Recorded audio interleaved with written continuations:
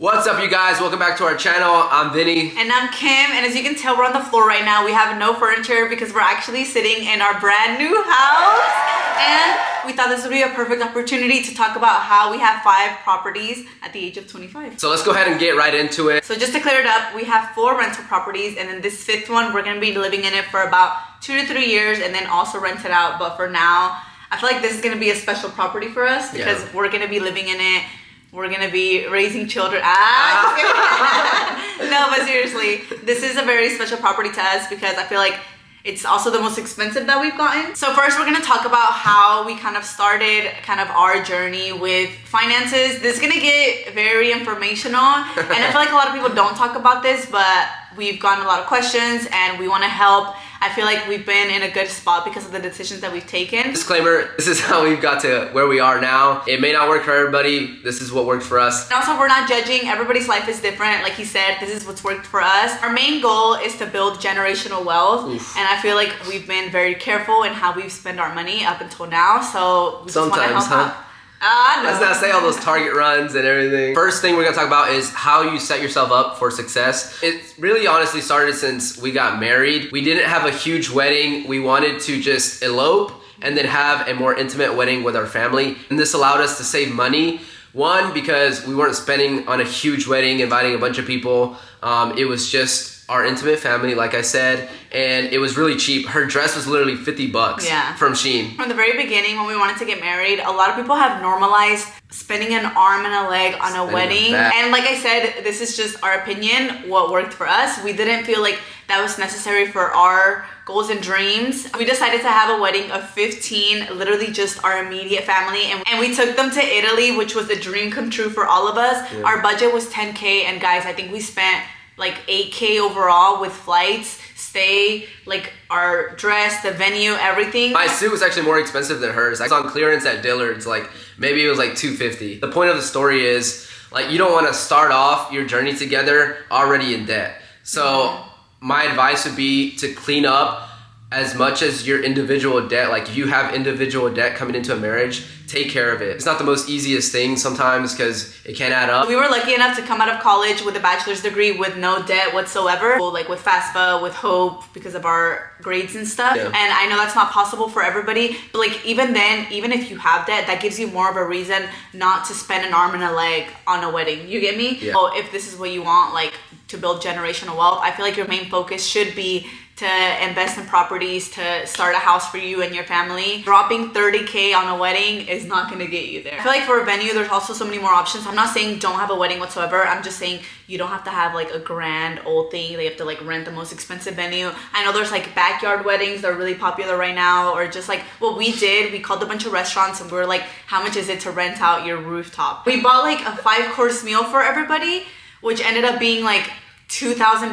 and then they gave us the rooftop like by ourselves. Yeah. Literally for the venue, which we didn't really pay for, they just gave it to us because we were buying a 5-course meal for everybody. It was $2,000 for 15 people, and so basically the venue was free. But this is, again, what worked for us. I'm not telling you don't have a wedding. Like, this is what we did. Yeah, because I've also gone to weddings, big weddings, and they're pretty fun. Like, I love big weddings, yes. Honestly, our dream was to have a big wedding in Mexico. That's true. But the way the drama sometimes in Mexico doesn't work out. So I was like, why am I going to spend money on everybody else when it's just going to be us two? It needs to be our immediate family. So again, like I said, if that is your dream, I would just find little ways to sacrifice and to make it smaller.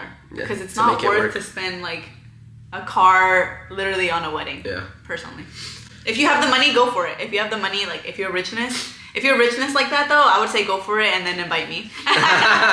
So the next thing would be your car or cars. The way we look at it, we only have one car right now. This is why. We mostly work from home. Like my job is 75% work from home, and Kim, she does this social media, and so she's always home. And when we do go out, we're like always together, or she'll just take the car, or vice versa. And also, we bought the car cash because we don't believe in like a car payment unless it's absolutely necessary. Always buy the car cash. That's what I say. That's what my parents told me, and that's what we've done.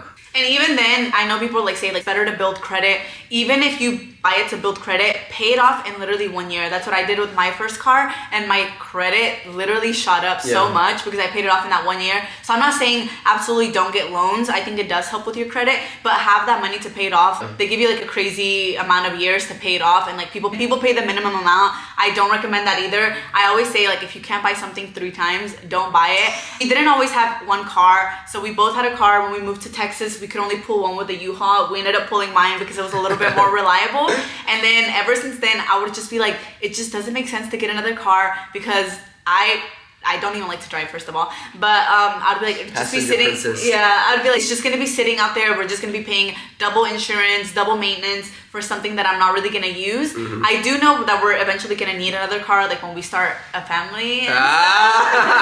But right now, for what we have, and I feel like it's just saved us so much money. But I also know that not a lot of people have that luxury to be able to have just one car. That's true. So I do say, even if you have to buy 2 cars, I know so many people also that have normalized buying such an expensive car and then just having a monthly car payment. And a big chunk of your payment is going to interest. Pay towards the principal when possible. But yeah, I mean, a lot of people we know, they have crazy car payments, and that just like sucks out all the money that you could be putting towards like saving and investing in other things. And also, when you buy a car, as soon as you drive it off the lot, there's like a statistic, like it depreciates in value right away. Yeah, like as soon 10%. as you drive away, you buy a brand new car, as soon as you drive it off, it's gonna go down. Guys, buy used, but buy a good used. Even our Tesla was used. Like, we didn't want to buy a brand new car that the next year it's already like 15K less, It didn't make sense for us. And there's so many good used cars out there.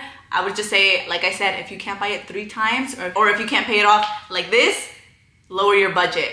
I know, especially, we've never had a brand new car, so like as soon as we started making a little bit of money, we were like, let's get a lit car. Got a let's little money in my pocket. Yeah, but then we're like, okay, let's be realistic about this. Like, do we really want to spend this much on a car? You also got to be reasonable. Like, you have to keep your goals in your mind always, and not just like, oh, I could buy this and then get back to it. Like, keep your goals always in the front of your mind. You have to think long term. Okay, so short term, the car's gonna be cool.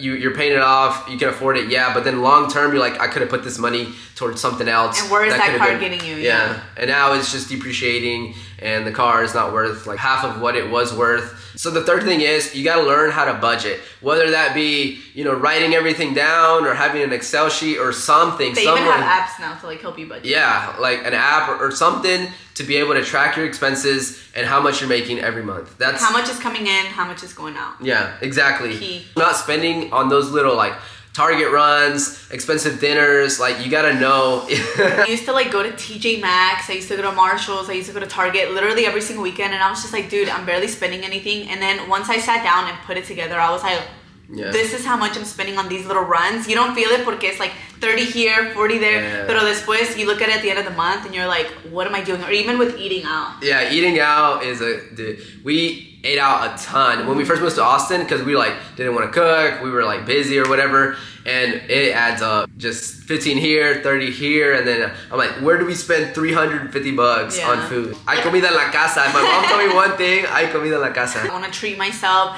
You can do that, but like with moderation, Also, if you do that too much, I feel like a lot of people abuse that. Like, oh, I deserve this little treat. I definitely sometimes do, or used to, but that's stopping you. Also, like you said, long-term goals. What do you really want for yourself? If you're living like everybody else, you're gonna live in the future like everybody else. Ooh. When you're with friends especially, you might feel pressured to spend a little bit more money to like fit in or to not look broke. The next thing is, a lot of people think like, oh, you got all these rental properties, you must have been like silver spoon fed. Daddy's money, whatever, whatnot. We came from the trenches, all right? I'm not gonna say. Not the trenches. Both of our parents migrated to the US for the first time ever, so obviously like they came not speaking any English, they didn't have anything. I remember growing up in government housing in apartments, and even then when we were little, I never felt poor. I never felt like que me faltaba nada. That's why I tell my mom sometimes, I'm like, wait, if we grew up in like government housing, like las casas de gobierno, I'm like, why did I never feel like I was poor? Like I was never embarrassed at school. My mom's like, because literally like we always had everything.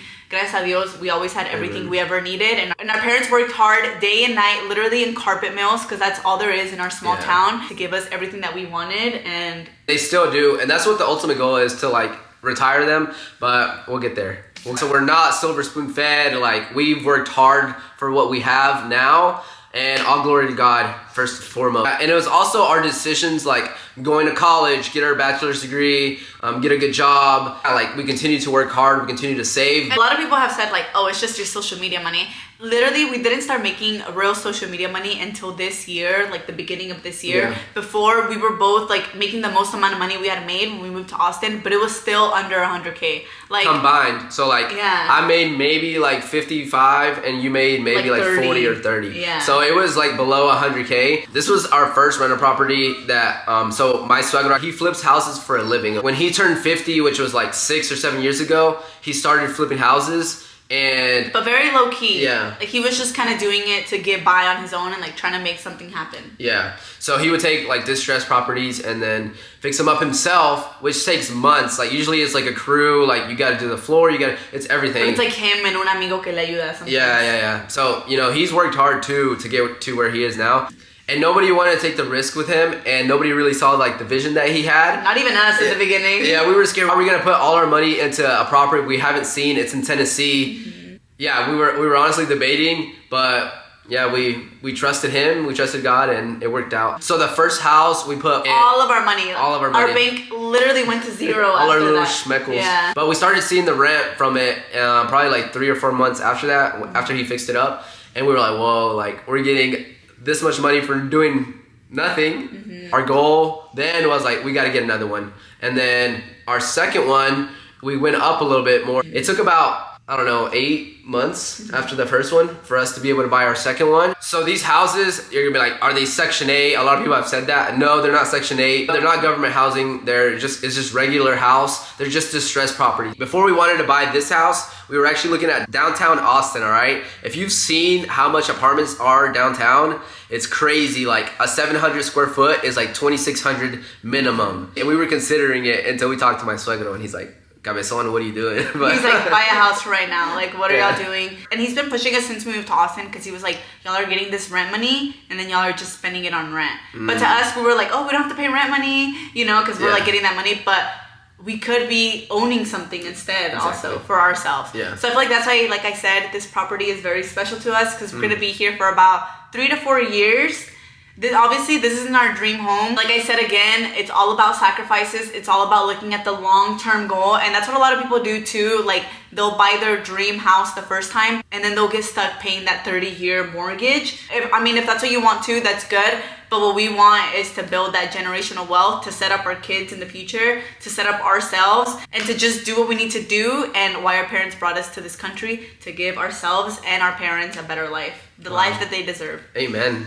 Don't tell people your dreams either, because Kim was about to spill the beans on all our dreams, our 5-year plan and everything. Let's just say our 5-year plan includes all of our family. Word of advice. Don't tell people your dreams, because people don't. I feel like once you tell someone your dream, like they're already thinking like, oh, they're never gonna do it. Like they speak negative I'm things. scared. Why did they do that? That's what people do. Like, dude, I tell everybody my dreams. I'm like, you don't know my dreams. But yeah, you do have to be careful with who you tell. I trust all of y'all. I love y'all. Pero nunca sabes quién te está viendo that might not see your true heart and intentions to help others, and then they just might have like envidia, or they see it as this like trying to show off, which I hope y'all never take it that way, because we have been asked a lot, like people for a genuine help and like what's helped us. So that's why we're here. We're not here to be like, y por eso tenemos esto y tú no. Like that's never the goal, guys. Like to us, we have dived deep into like podcast, my dad's advice that has helped him. So I do feel like it's something that we can help others with. I hope y'all, use some of this in a positive way.